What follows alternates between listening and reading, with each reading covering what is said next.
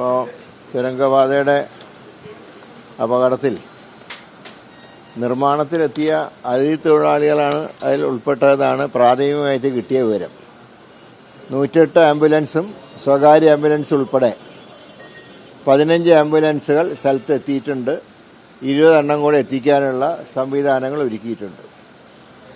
2 മൃതദേഹം കിട്ടിയപ്പോൾ ലേറ്റസ്റ്റ് അനുസരിച്ച് മണ്ണിടിഞ്ഞതിൻ്റെ മറുഭാഗത്താണ് മൃതശരീരം കണ്ടെത്തിയത്.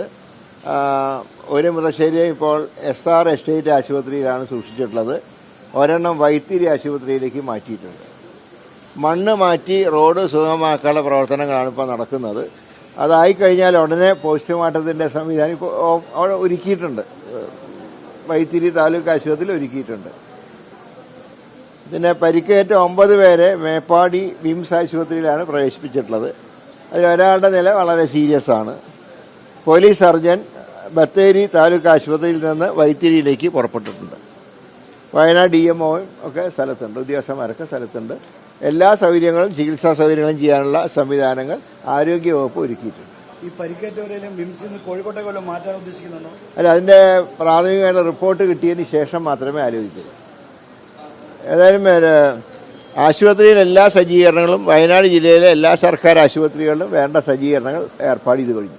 2 ഡെത്താണ് കൺഫേം ചെയ്തത്. അതെ, 2 ഡെത്താണ് കൺഫേം ചെയ്തിട്ടുള്ളത്.